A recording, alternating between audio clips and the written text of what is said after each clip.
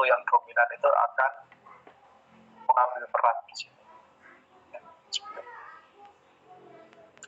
Oke, jadi misalnya kalian sudah memanasin di buluh tertutup itu, ketika dipanasi dia warnanya seperti ini, berubah sampai coklat. Tapi kemudian ketika dingin dia berwarna kuning, ya, seperti belerang. Kalian tahu belerang kan warnanya kekuningan, tapi itu juga sebenarnya belerang.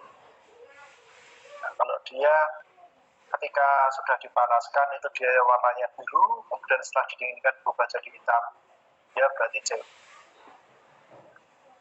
Jauh itu apa? Buprung, bagai ya. Tapi kalau tetap hitam, dia besi atau Fe. Nah, kalau hematit itu dia ketika dinginnya menjadi kemerahan, merah gelap. Berarti kalau dipecah atau digores warna mineralnya juga warna merah. Ini besi juga. Hematit itu besi. Contohnya seperti itu. Kemudian ada percobaan dengan mutiara borak. Jadi mineral itu kita tumbuk, kita ubah jadi bubuk, ditambah borak. Kemudian kita bakar. Ya. Nah, ini kita bakarnya dengan dua jenis api seperti yang tadi kita pernah bahas di depan. Kita menggunakan api oksidasi dan reduksi. Api oksidasi dan reduksi ini kan karakternya beda dari sisi suhu maupun dominasi gas yang ada di dalam. Kalau api oksidasi ini kan dia kaya akan oksigen, bagiannya adalah reduksi. Nah, ketika bubuk mineral dan borak ini dibakar dengan api oksidasi warnanya ini, contoh katakanlah ya, warna kemerahan, dia akan menghasilkan warna. Tapi ketika api reduksi dia nggak ada warnanya, berarti dia.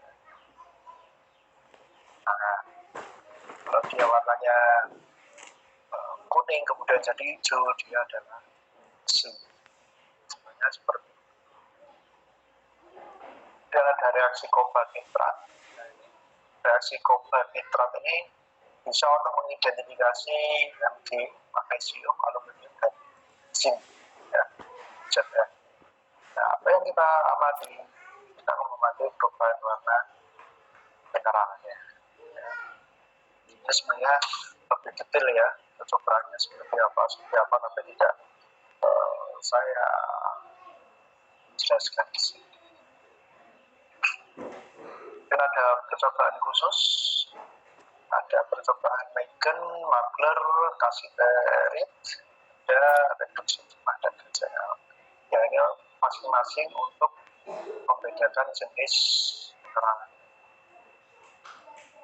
Kayak ini ada kalsit dan aragonit, ini kan mirip, ya prosesnya beda. Kalau aragonit itu dia ada proses pembentukan si mineral itu ketika dia kontak dengan air laut. Ya. Dan kalau Magler membedakan kalsit dan dolomit, nah kalau dolomit itu kan dia CaCO3 tapi mengandung Mg, jadi CaCO3 dua kali bersama. Contoh-contoh indikasinya. Nah, itu teman-teman materi kimia pada jadi nanti silahkan kalian pelajari lagi, nanti akan saya berikan PDF-nya. Kemudian di Bismarck sudah ada tugas yang bisa langsung kalian kerjakan. Dan nanti saya juga akan menambahkan materi diskusi. Saya akan tambahkan diskusi itu nanti. Silakan saling menanggapi, saling mencari jawabannya di situ. Oke, sampai di sini ada yang mau bertanya? Silakan.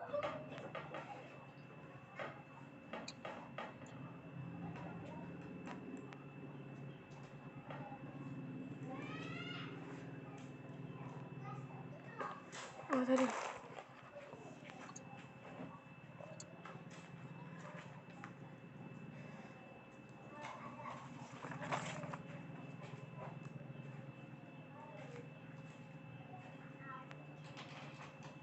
Saya sampai ini ya, cek prestasi ya.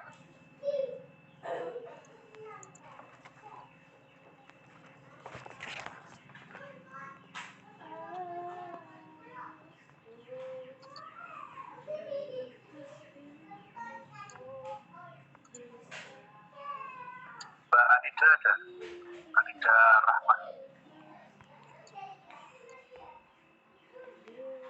Hadir, Pak.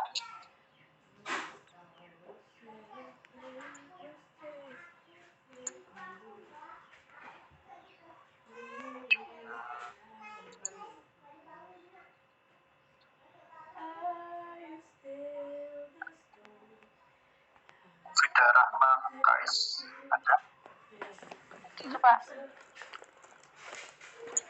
AS ada AS 33.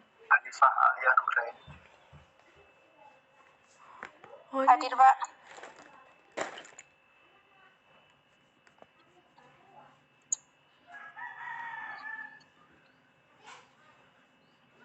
Taufik Isnan Arok. Oh 16. Izin Pak, dia Pak. Nama.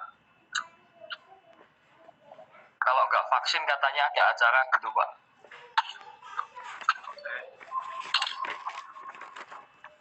Baik teman-teman, silahkan dicek di Bispatnya. Di situ ada tugas kalian kerjakan. Silahkan ditulis tangan, kemudian difoto atau di scan, silahkan dan diupload. Ya. Dan, persentase tugas itu cukup tinggi dalam kuliah, jadi kerjakan sebaik mungkin dan tidak susah juga soalnya. Dan nanti saya akan tambahkan diskusi.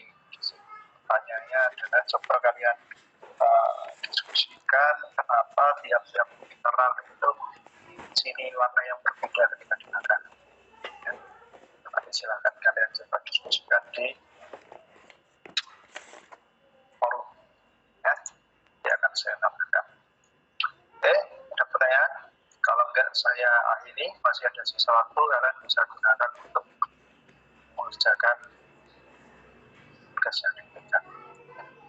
Jadi walaupun tugasnya sampai tengah malam, tapi kalau gampang kalau cepat selesainya kan enak.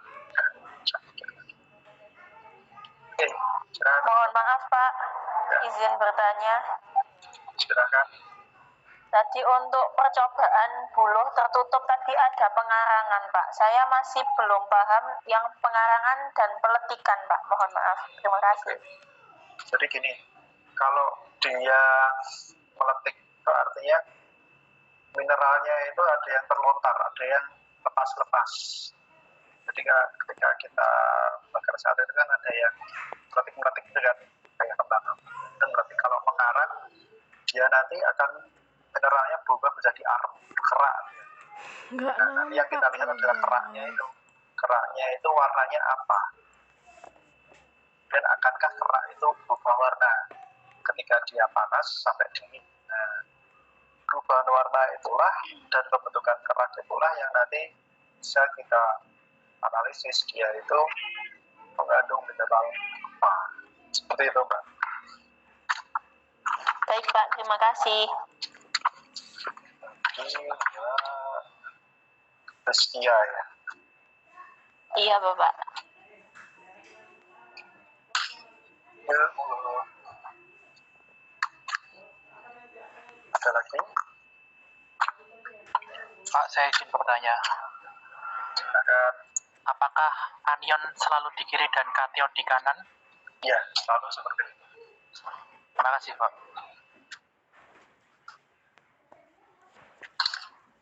Yang positif selalu di kiri ya. Yang negatif di kanan. Jadi itu selalu seperti itu sebenarnya. Itu tadi contohnya baru yang pendek ya. Senyawanya itu sederhana. Kalau senyawanya sudah panjang, nah itu nanti ada ribet lagi. Bantuan. Oke, ada lagi mungkin? Izin bertanya, Pak. Yuk. Perbedaan charcoal dengan coal itu apa ya, Pak?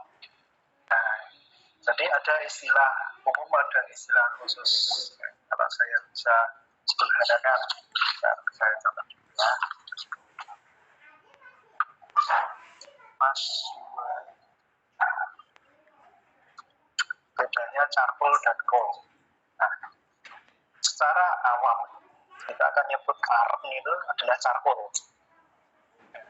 Semua arang itu charcoal.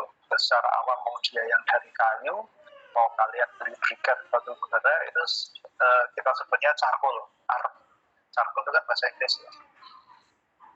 Nah, bedanya dengan coal dari sisi mineralogi atau pertambangan itu apa? Nah, kalau coal itu batu bara dengan segala jenis turunannya, baik itu mau bitumen, mau lignit dan seterusnya, itu kita sebutnya coal.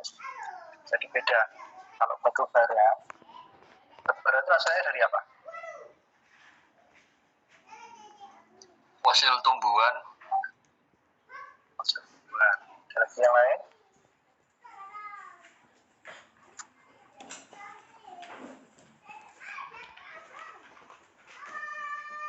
Fosil hewan juga. Ini ada di materi petrologi, tapi nggak apa-apa. Sepadan berbicara. Coal itu di Jepang. Ya, Bang Rizka. Terima kasih, Pak. Mbak Rizka. Maaf Pak, tadi kepencet. Wah, kepencet ya. Jawab sekarang juga nggak apa-apa. Dan mungkin yang lain, Aduh. saya yakin ini sering muncul di pelajaran sekolah dulu ya. Batu bara berasal dari minyak bumi, berasal dari, jika kita cek sekarang. Batu bara dari apa?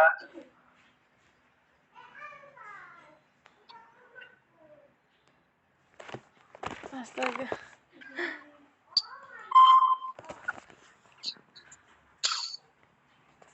Sambil dipikirkan ya, batu bara dan minyak bumi lah, biar komplit. Batu bara dari apa? Minyak bumi. Coba, apa yang bisa dijelaskan? Salah satu bagian dari mineralogi sebenarnya.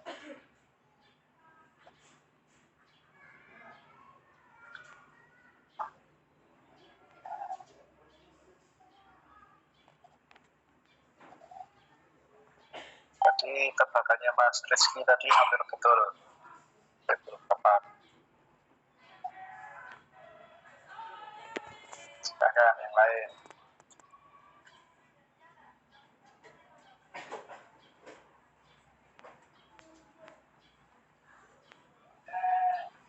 Ada? Saya coba menjawab Pak, mungkin.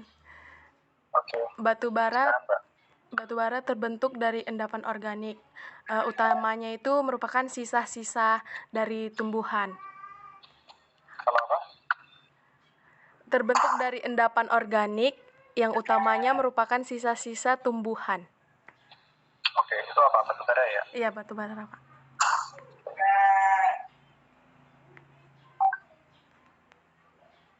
Hampir betul.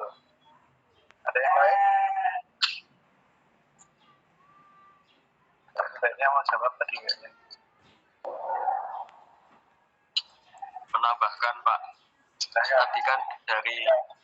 tadi kan dari fosil tumbuhan. Nah, fosil tumbuhan tersebut terendapkan dan membentuk batuan sedimen dengan mineral utamanya yaitu karbon.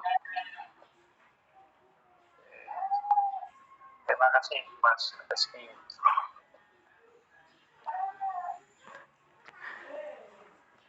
Semakin mendekati.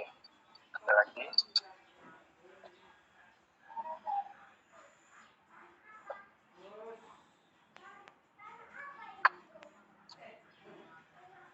Kalau areng yang untuk bakar sate itu dari apa itu?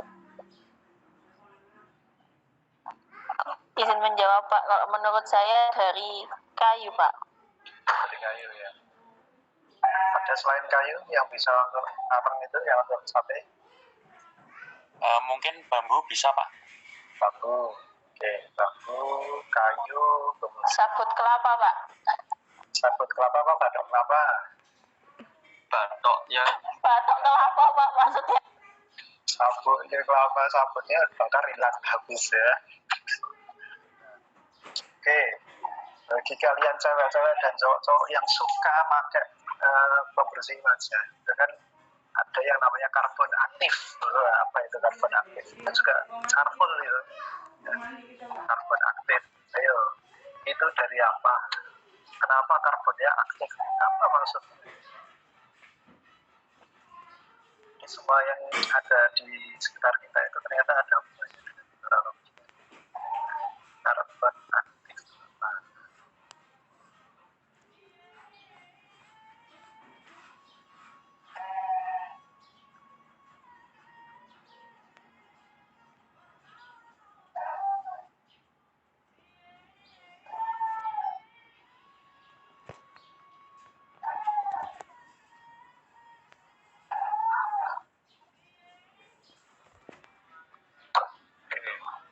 jadi ini karbon aktif itu kan karbon. Karbon yang itu bisa dibuat dari beberapa jenis material. Biasanya yang digunakan kalau karbon aktif itu biasanya adalah dari batok kelapa. Saya juga biasanya menggunakan karbon aktif atau arang aktif itu biasanya untuk menjerat material perwarna untuk tracing sistem mata air. Biasanya saya gunakan itu dan itu dijerat karbon aktif. Karbon itu yang dari arang itu kita aktifkan. Caranya gimana? Dipanasi, bukan dibakar tapi dipanasi di oven dengan suhu selama berapa jam sampai 24 jam. Setelah itu kita packing, kemudian kita itu karbon aktif. Nah, kalau karbon yang arang untuk sate tadi kan dari tanaman ya, tapi kalau batu bara itu dari sisa tanaman. Bentuknya apa? Tadi hampir benar, bukan fosil. Udah dicari fosil itu apa sih? Fosil itu kan sisa-sisa organisme baik tumbuhan maupun hewan yang dia membantu keras. Ya sifatnya sudah berubah jadi keras dan sudah tidak bisa diapa-apakan. Tapi kalau batu bara itu dia dari gambut, dari pit. Batu bara itu asalnya adalah dari gambut yang kemudian dia tertindih terus menerus, akhirnya dia mengalami perubahan wujud. Nanti tingkatannya beda-beda, ada yang batu bara muda, tua dan seterusnya. Seperti itu. Tapi awalnya dari gambut. Jadi kalian perlu curiga, saudara kalian menemukan sebaran gambut di daerah tertentu, itu kemungkinan besok sudah tahun lagi itu bisa berubah jadi batu bara. Atau ketika kalian menemukan batu bara, ya, berarti dulu di situ banyak gambutnya. Contoh yang menarik adalah di Eropa, kemudian Amerika, itu banyak ditemukan tambang batu bara. Apakah mungkin di situ dulu ada gambut? Kan nggak mungkin gambut ada di situ, karena apa? Karena itu kan daerah subtropis, padahal gambut itu banyak ditemukan di daerah tropis. Ada hubungannya dengan tectonic movement. Nanti kita belajar itu di mata kuliah geologi. Kita akan sampai ke sana. Oke, itu batu bara, itu dari pit ya, dari gambut. Kemudian minyak bumi. Nah, minyak bumi itu dari apa? Dan belum dijawab ya minyak bumi ya. Dan bisa menjawab minyak bumi. Salah nggak apa-apa.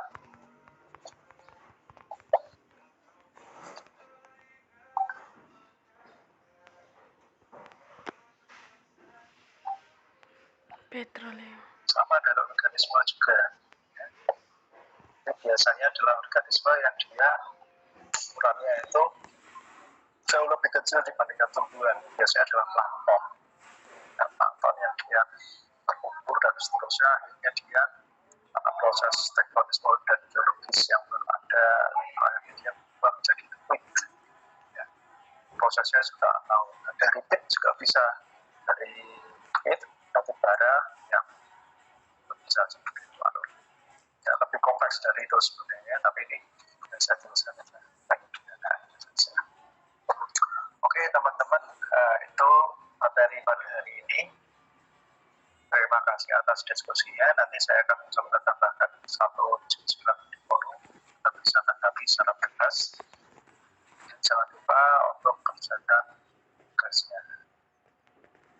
Dan itu dari saya, kurang lebihnya saya mohon maaf. Terima kasih atas perhatiannya. Assalamualaikum warahmatullahi wabarakatuh. Waalaikumsalam warahmatullahi wabarakatuh. Terima kasih Pak. Terima kasih, Pak. Terima kasih, Pak. Terima kasih. Terima kasih, Pak. To say goodbye, I'll drink pineapple. Body, bum, bum, bum, bum, bum, bum, bum.